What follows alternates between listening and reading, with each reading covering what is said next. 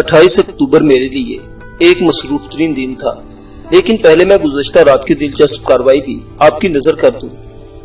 میرے بھیجے ہوئے بندے نے کاکا کو لا کر تھانے میں حاضر کر دیا تھا۔ اس کے ساتھ ہی کڑیا والا میں یہ خبر پھیل چکی تھی کہ میں نے تافو کو بابا رمجو کے قتل کے الزام میں حوالات میں بند کر رکھا ہے۔ چنانچہ برکت بی بی اور خورشید بیگم بھی ایک تانگا پکڑ کر وہاں چلی آئی تھی۔ میں نے سب سے پہلے کاکا کا انٹرویو کیا۔ اس نے تافو کی باتوں کی تردید کر دی، یعنی اس نے تافو سے وہ انگوٹھی نہیں لی تھی۔ میں نے کاکا پر واجبی سی زبردستی بھی کی، مگر وہ اپنے بیان پر ڈٹا رہا۔ دوسری طرف تافو کو اس بات پر حیرت اور غصہ بھی تھا کہ کاکا جھوٹ کیوں بول رہا ہے۔ میں نے ان دونوں کو حوالدار نبی بخش کی تحویل میں دیتے ہوئے کہا، کل صبح جب میں تھانے آؤں تو ان دونوں کی زبانوں کے قفل کھل جانا چاہیے۔ آپ بے فکر ہو کر اپنے کوارٹر میں جائیں ملک صاحب۔ حوالدار نے تسلی بھرے انداز میں کہا، صرف زبان کے ہی نہیں بلکہ میں ان کے سارے جندرے کھول ڈالوں گا۔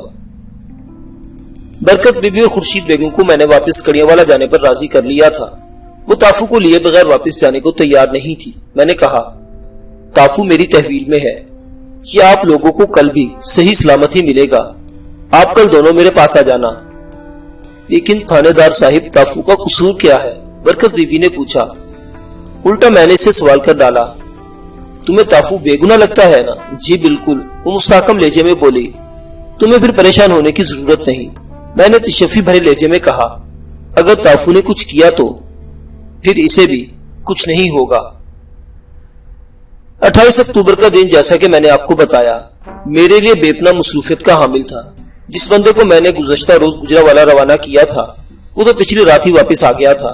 اب مجھے انتظار تھا جمیل اور اللہ رکھی کا۔ میں اپنے کمرے میں آ کر بیٹھا تو حوالدار میرے پاس آ گیا۔ میں نے پوچھا، یہ کیا رپورٹ ہے نبی بخش؟ بندے خاصے سخت جان ہیں، اس نے بتایا۔ ان کی زبانیں کھلوانے کے لیے اسپیشل فارمولا استعمال کرنا پڑے گا۔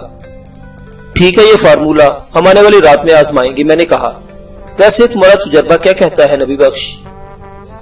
مجھے تافو بے قصور اور کاکا مکار لگتا ہے، اس نے جواب دیا۔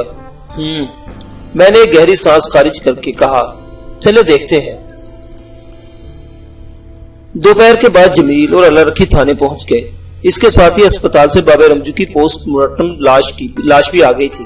پوسٹ مارٹم کی ابتدائی رپورٹ نے میرے اندازے کی تصدیق کر دی تھی۔ بابا رمجو کی موت 26 اور 27 اکتوبر کی درمیانی رات میں واقع ہوئی تھی، اور یہ کہ اسے گلا دبا کر موت کے گھاٹ اتارا گیا تھا۔ میں نے ضروری کارروائی کے بعد رمجو کی لاش جمیل کے حوالے کرتے ہوئے کہا، تم اطمینان سے اپنے باپ کی تجہیز و تکفین کا بندوبست کرو۔ یہ میرا تم سے وعدہ ہے کہ میں تمہارے باپ کے قاتل کو بہت جلد بے نقاب کر دوں گا۔ جناب، میں نے سنا ہے آپ نے میرے سالے تافو کو بھی حوالات میں بند کر رکھا ہے۔ اس نے الجھن زدہ انداز میں پوچھا، یہ کیا چکر ہے؟ صرف تافو ہی نہیں، اس کا جگری یار کاکا بھی میری تحویل میں ہے، میں نے ٹھہرے ہوئے لہجے میں کہا، اور ان دونوں ہی میں سے کسی ایک نے تمہارے باپ کو قتل کیا ہے۔ مجھے یقین نہیں آ رہا، وہ حیرت سے آنکھیں پھیلاتے ہوئے بولا۔ میں شام سے پہلے تمہیں یقین دلا دوں گا، میں نے کہا۔ وہ اللہ رکھی کی طرف دیکھتے ہوئے بولا، اس کا کیا کرنا ہے؟ اللہ رکھی آج کے دن میری مہمان ہے، میں نے کہا۔ اس کا کام ختم ہوتے ہی میں اسے گجرا والا پہنچانے کا بندوبست کر دوں گا۔ وہ مطمئن ہو کے چلا گیا۔ جب میں نے جمیل کو گجرا والا بھیجا تھا تو اس وقت تک زمرد والی انگوٹھی سامنے نہیں آئی تھی۔ میرا ارادہ یہی تھا کہ میں تدفین کے موقع پر اللہ رکھی کو کڑیا والا کے تمام مردوں کے چہرے دکھا کر پوچھوں گا کہ ان میں سے کس نے تمہیں جمیل کے باپ کی موت کی اطلاع دی تھی، لیکن انگوٹھی کی بازیابی کے بعد صورتحال خاصی تبدیل ہو گئی تھی۔ اب مجھے حوالات میں موجود دو بندوں میں سے پہلے کسی ایک کا انتخاب کرنا تھا۔ ہو سکتا ہے اس کے بعد شناخت پریڈ کی ضرورت ہی باقی نہ رہتی۔ میں اللہ رکھی کو اپنے ساتھ لے کر حوالات میں پہنچ گیا اور دونوں حوالاتیوں کی جانب اشارہ کرتے ہوئے کہا، ان میں سے کسی کو پہچانتی ہو؟ اللہ رکھی کی نگاہ کاکا پر جم کر رہ گئی۔ وہ چند لمحات تک ساکت نظر آئی، اسے دیکھتی رہی، پھر بکھری ہوئی آواز میں بولی، یہ بندہ آیا تھا پرسوں میرے پاس، اور اس نے مجھے بتایا تھا کہ کڑیا والا میں جمیل کے باپ کا انتقال ہو گیا ہے۔ میں نے اللہ رکھی کو واپس اپنے کمرے میں بھیج دیا اور حوالات کے اندر داخل ہو کر عدیل کاکا پر پل پڑا۔ اس وقت مجھ پر ایک جنون سا سوار ہو گیا تھا۔ میں نے آؤ دیکھا نہ تاؤ اور لاتوں گھونسوں کی ضربات سے میں نے کاکا کی حالت ظاہر کر دی۔ 10 منٹ کی اس مارا ماری کے بعد کاکا کا چہرہ لہو لہان ہو گیا۔ اس کے پسلی و پیٹ اور کمر کے مختلف حصوں پر جو اندرونی چوٹیں آئیں اس کا حساب سر دست نہیں لگایا جا سکتا تھا۔ کاکے نے ہانپتے اور کانپتے ہوئے میرے قدموں پر سر رکھ دیا اور منت ریز لہجے میں بولا، آپ مجھے اور نہ مارے، میں سچ بولنے کے لیے تیار ہوں۔ حوالدار نبی بخش نے بھی کاکا کی اچھی خاصی خاطرداری کی تھی، لیکن وہ اس کی ڈٹائی کے خول کو توڑ نہیں سکا تھا۔ تاہم اللہ رکھی کی شناخت کے بعد کاکا اپنے جھوٹ کے قدموں پر جم کر کھڑا نہیں رہ سکا اور اسے اقبال جرم کرتے ہی بنی۔ کاکا کے اعترافی بیان نے مقتول بابا رمجو کو بھی سرخرو کر دیا تھا، یعنی بابے نے حسنہ کو سگی کی غیر نصابی سرگرمیوں کا جو قصہ سنایا تھا وہ مبنی بر حقیقت تھا۔ کاکا اور سگی کے بیچ قابل اعتراض معاملات کا سلسلہ جاری تھا۔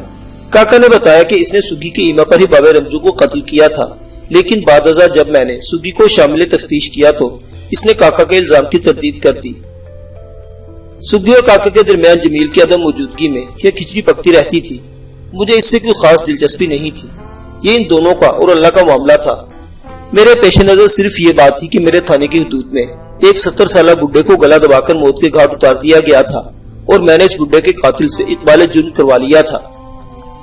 میں نے اسی روز اللہ رکھی کو واپس گجرانوالہ پہنچانے کا بندوبست کر دیا اور کاکا سے پوچھا، تم نے اپنے دوست تافو کو اس کیس میں پھنسانے کی کوشش کیوں کی تھی؟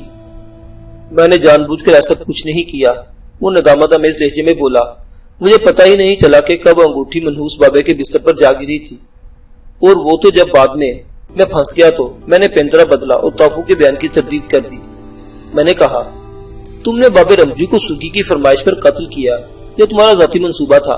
بابا تو گیا جان سے، جب رمجو کو مارنے کا فیصلہ ہی ہو چکا تھا تو پھر گجرانوالہ جا کر اللہ رکھی کو بابے کی موت کی پیشگی اطلاع دینے سے تمہارا کیا مقصد تھا؟ تم نے ایسا کیوں کیا؟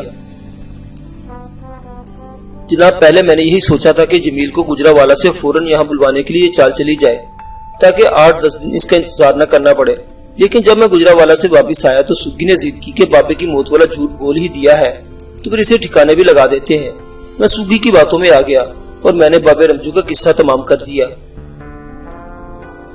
تم نے اپنی ماں کی کوکھ سے نہیں بلکہ جرائم کے پیٹ سے جنم لیا ہے کاکا۔ میں نے اسے نفرت بھری نظروں سے گھورا۔ تم جرم زادے ہو، اگر تم یہاں نہیں پھنستے تو کسی اور جگہ پھنس جاتے۔ اللہ کی لاٹھی بے آواز ہے، یہ کسی جرم زادے کو زیادہ دن تک ڈھیل نہیں دیتی۔ ہر جرم زادہ اس لاٹھی کا مزہ ضرور چکھتا ہے۔ اس کے بعد میں نے زمرد جڑی انگوٹھی تافو کے حوالے کر دی۔ اس نے میرا شکریہ ادا کیا۔ میں نے دو ٹوک الفاظ میں کہا، تافو میرا نہیں بلکہ اپنے پروردگار کا شکر ادا کرو جس نے اپنی رحمت سے تمہیں اس مصیبت سے نجات دلائی ہے۔ اس انگوٹھی کو اپنا شوق پورا کرنے کے لیے ضرور پہنو، مگر اس عقیدے کے ساتھ نہیں کہ یہ تمہیں کوئی فائدہ پہنچائے گی۔ فائدہ دینے والی ذات صرف خدا کی ہے۔ اس نے اپنے خیالات پر ندامت سے گردن جھکا دی۔ ختم شد۔